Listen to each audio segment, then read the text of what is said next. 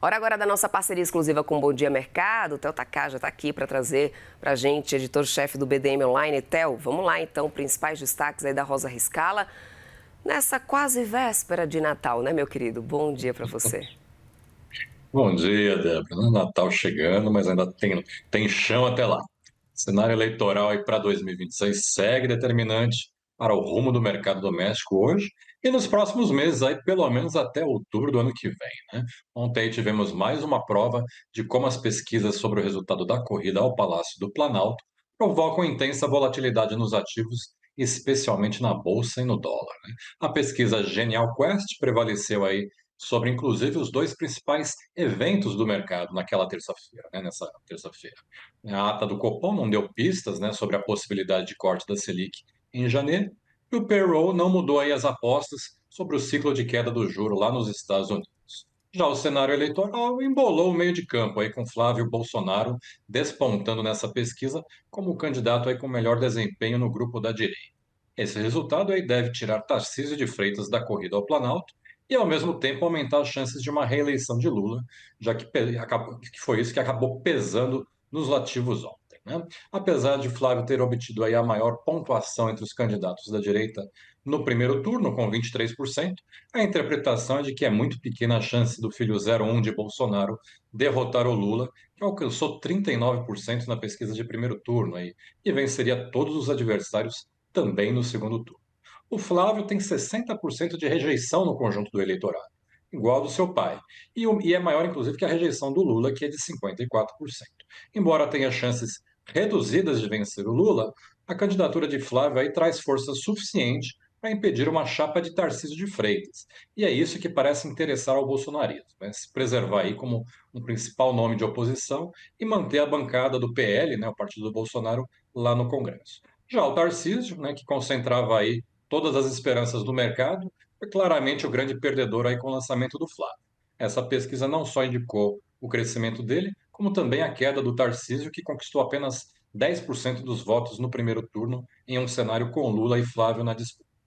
No segundo turno, com Lula, a diferença de Tarcísio, que era de 5 pontos em novembro, né, na pesquisa anterior, agora aumentou para 10 pontos. O presidente se reelegeria aí com 45% contra 35% do governador paulista. Já contra o Flávio Bolsonaro, o Lula venceria com 46% contra 36% aí do filho do ex-presidente Bolsonaro.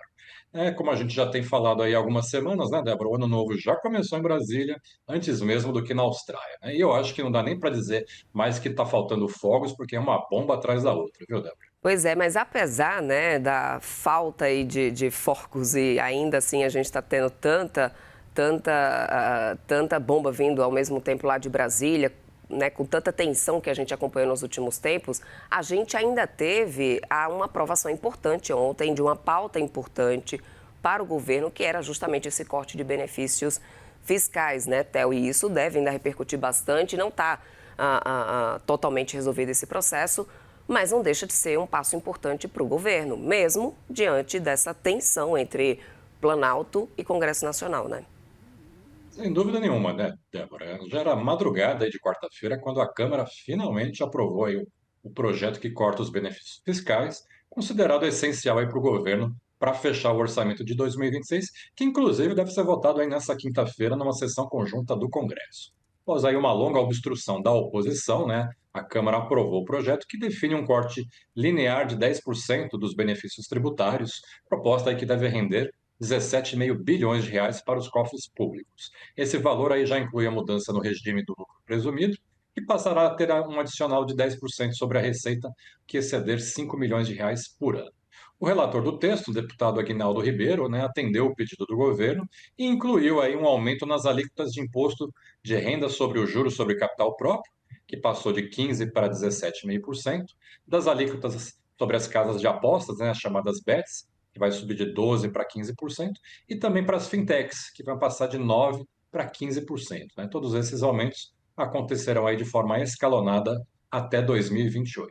O aumento da tributação das fintechs deve render aí cerca de 1,6 bilhão de reais. Já o aumento da tributação de juros sobre capital próprio tem um impacto de 2,5 bilhões e a tributação das bets deve render 850 milhões de reais. Essa arrecadação adicional vai ajudar aí a compensar a flexibilidade adotada para as empresas com lucro presumido, que faturam 78 milhões de reais por ano, que resultará aí numa diminuição em 5 bilhões de reais na arrecadação do ano do governo aí nos próximos anos. Também ontem à noite, né, a Câmara finalizou a votação do último projeto de lei de regulamentação da reforma tributária, analisando os destaques do texto e aprovando a redação final da proposta, que agora vai para a sanção presidencial.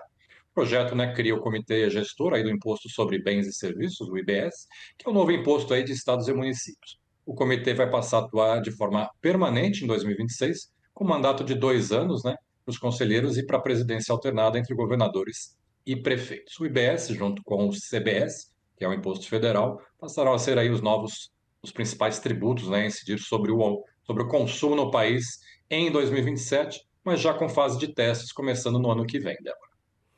Só que tudo isso ainda precisa do aval do Senado, né, Theo? Ou seja, não dá para poder simplesmente já considerar como uma vitória declarada do governo, né? Hoje é a vez do Senado discutir esse tema e ele precisa ser aprovado ainda hoje, né? Justamente porque o governo precisa dessa sobra de caixa aí de cortes de benefícios fiscais para fechar o orçamento. Está pautado para amanhã, aliás, para amanhã não, desculpa, para quinta-feira, né? Na sessão, amanhã, quinta-feira, sessão conjunta do Congresso. Já estou até me perdendo no calendário de tanta aprovação. Tudo indica aí que o projeto deve avançar a toque de caixa, mesmo no Senado, uma vez que os parlamentares querem evitar aí um atraso na aprovação do orçamento, como aconteceu aí no começo desse ano por conta do atraso no orçamento de 2025, que acabaria também provocando atrasos aí na distribuição das tão desejadas emendas parlamentares. Isso justamente no ano eleitoral, né, o que limita o prazo de pagamento das emendas até 3 meses antes das eleições. Né? Se o projeto de corte de benefícios fiscais deve voar no Senado, já não dá para dizer o mesmo em relação ao texto da dosimetria. Né? Mandou o Esperidião Amin, né, que é o relator desse projeto, que reduz as penas dos condenados pelo 8 de janeiro e pela tentativa de golpe de Estado, já admitiu ontem que o ambiente político para a votação da matéria é difícil. Ele disse, né, que o texto aprovado pelos deputados deixa brechas para alívio a outros crimes e que uma mudança na redação teria grandes chances de ser questionada. O presidente da CCJ, o senador Otto Alencar, já se posicionou, inclusive, contra o projeto. E o senador Alessandro Vieira apresentou um voto aí pedindo a rejeição total desse projeto. Né? Para ele, somente a correção aí da proposta aprovada pela Câmara não é suficiente para resolver todos os vícios que essa matéria da dosimetria tem. A princípio, o projeto da dosimetria está previsto para ser votado hoje na Comissão de Constituição e Justiça do Senado, mas como a gente vê, vai ser difícil.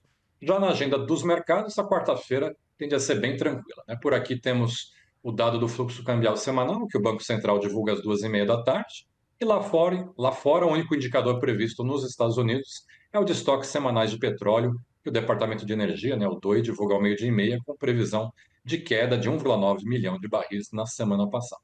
Também teremos discursos públicos de membros do Fed, né, como sempre. O Christopher Waller fala às 10h15, o John Williams às 11h e o Rafael Bostic à 1 da tarde. Também vale prestar atenção no discurso em rede nacional que Donald Trump vai fazer hoje às 11 da noite para falar sobre suas conquistas de 2025 e sobre os planos para 26. Eu já estou até imaginando você preparando a pipoca para não perder esse filme hoje à noite, hein, Débora? Só não sei se vai ser filme de humor, se vai ser de suspense ou de terror.